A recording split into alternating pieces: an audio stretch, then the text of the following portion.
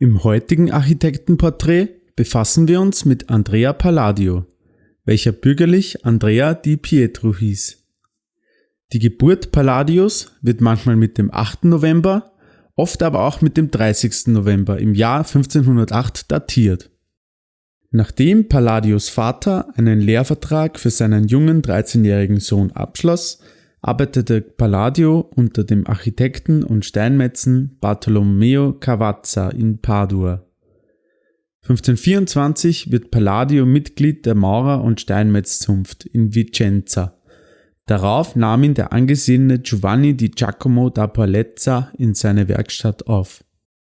Zwischen 1536 und 1538 lernte er Gian Giacomo Trissino kennen, welcher Palladio stark förderte.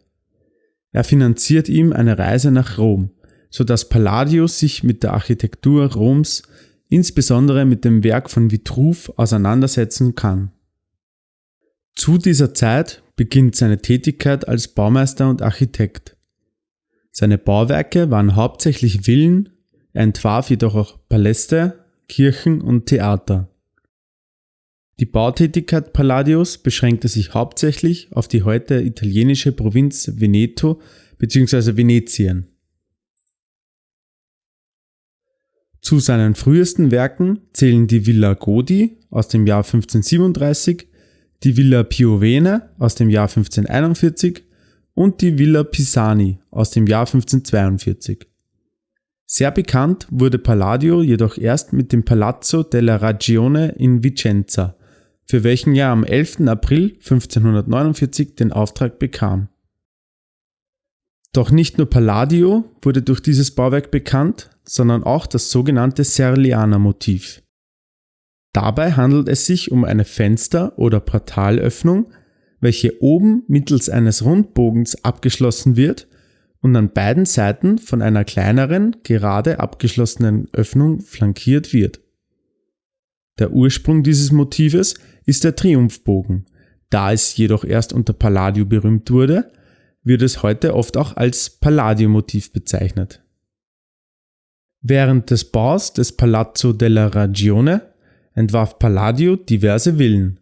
Die bekanntesten davon waren die Villa Badoa aus dem Jahr 1556, die Villa Barbaro aus dem Jahr 1557 und die Villa Emo, welche er um 1564 entwarf.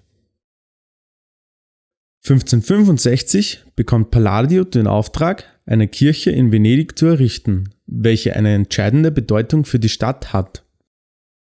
Sie soll in der Blickachse des Markusplatzes liegen, eine Aufgabe, der damals nur Palladio gewachsen schien. Er entwirft San Giorgio Maggiore, welche erst 30 Jahre nach seinem Tod fertiggestellt wird. Nur ein Jahr nach dem Auftrag für San Giorgio Maggiore erhält Palladio einen Auftrag für sein wohl bekanntestes Werk. Villa Almerico oder auch La Rotonda ist eine Villa für den Grafen Paolo Almerico, welcher sich für Wohnzwecke ein Landhaus in der Nähe von Vicenza errichten lassen möchte. Die Symmetrie und das vollkommene Gleichmaß der Proportionen lässt diesen Bau besonders ästhetisch wirken. 1570 veröffentlicht Palladio sein bekanntes Werk Quattro Libri dell'Architettura, die 4 Bücher der Architektur, und wird im selben Jahr beratender Architekt der Republik Venedig. Nach einer weiteren Kirche, einigen Palästen und Villen erschafft Palladio im Jahr seines Todes 1580 eine weitere Ikone, das Teatro Olimpico in Vicenza. Palladio bekommt am 15. Februar den Auftrag. Da er sich jedoch schon jahrelang mit dem Entwurf eines Theaters befasst, schafft er es in kürzester Zeit, einen Entwurf zu liefern. Bereits 5 Tage nachdem er den Auftrag bekam, konnte mit den Bauarbeiten begonnen werden.